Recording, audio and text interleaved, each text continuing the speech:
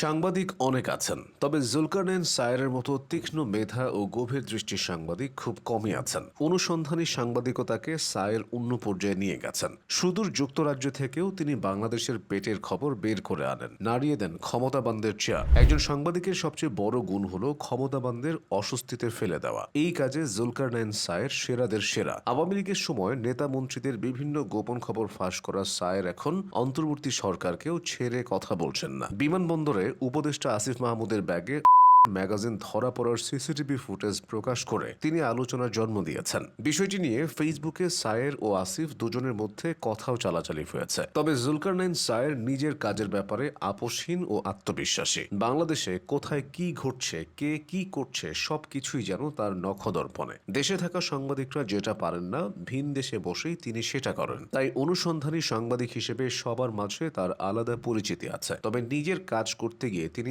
একপাক্ষিক হয়ে যান না, বজায় রাখেন কঠোর নিরপেক্ষতা। মূলত ফেসবুকের মাধ্যমে অনেকে জুলকারনাইন সায়েরকে চিনেছে। নিজের ফেসবুক পেজে তিনি বিভিন্ন অনুসন্ধানী তথ্য তুলে ধরেন। 2024 সালে শেখ হাসিনার পদত্যাগের আগ মুহূর্তেও তিনি নানান খবরাখবর দিয়েছিলেন। জুলকারনাইন সায়ের প্রথম আলোচনায় আসেন আল জাজিরার এক অনুসন্ধানী প্রতিবেদনের মাধ্যমে। শেখ হাসিনার সমর্থনে জেনারেল আজিজ আহমেদের পরিবার কিভাবে দুর্নীতির সাম্রাজ্য গড়ে তোলে সেটা প্রকাশ্যে আসে তার এক রিপোর্টে। এরপর একের পর এক অনুসন্ধানী রিপোর্ট করেছেন তিনি। সামাজিক যোগাযোগ মাধ্যমেও প্রকাশ করেছেন ভয়ঙ্কর সব তথ্য।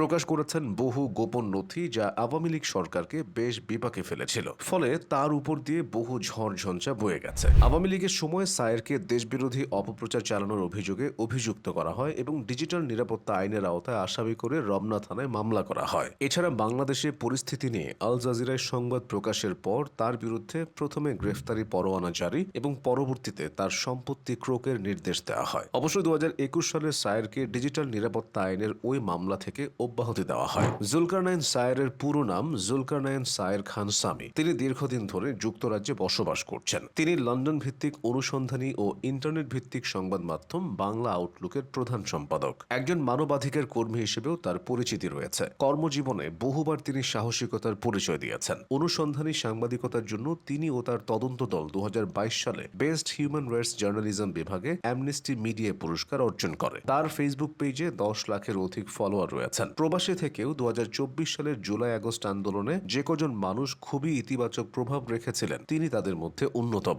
বিশেষ করে গণ অভ্যুত্থানের সময় সামাজিক যোগাযোগ মাধ্যমে নিরাপত্তা বাহিনী সংক্রান্ত গোপনীয় তথ্য ও নথি প্রকাশ করে তিনি আলোড়ন সৃষ্টি করেন। এছাড়াও তিনি 2009 সালের 25 ও 26 ফেব্রুয়ারি ঢাকার পিলখানায় তৎকালীন বিডিআর নিয়ে একাধিক গোপন তথ্য প্রকাশ করেন। 2025 সালের 1 মে জুলকারনাইন সায়েরের তৈরি the mother and the monster documentary প্রচারিত হয় আল জাজিরা টেলিভিশনে, যেখানে সাবেক প্রধানমন্ত্রী শেখ হাসিনার শাসনামলে করা বিভিন্ন দিক তুলে ধরা হয়। প্রায় 48 মিনিটের এই তথ্যচিত্রে প্রধান উপদেষ্টা মোহাম্মদ ইউনূস এবং সেনা প্রধান জেনারেল ওয়াকারুজ্জামানের সাক্ষাৎকারে দেশের সার্বিক পরিস্থিতি তুলে ধরা হয়। এর আগে 2024 সালের সেপ্টেম্বরে আল জাজিরার তদন্তকারী ইউনিট বাংলাদেশের সাবেক ভূমিমন্ত্রী সাইফুজ্জামান চৌধুরীকে নিয়ে তথ্যচিত্র প্রকাশ করে। দ্য মিনিস্টার্স মিলিয়ন্স শিরোনামের ওই তথ্যচিত্রের তদন্তকারীও ছিলেন জুলকারনাইন সায়ের। এভাবেই আওয়ামী লীগের পতনের পরও একের পর এক অনুসন্ধানী খবর দিয়ে আলোচনায় ছিলেন তিনি। দেশে না আসলেও দেশের বিভিন্ন গণমাধ্যমে মাঝে মধ্যেই তাকে কথা বলতে দেখা যায়। অনুসন্ধানী সাংবাদিকতাকে পেশা হিসেবে নেয়া জুলকারনাইন সায়ের দিনকে দিন নিজেকেই ছাড়িয়ে যাচ্ছেন।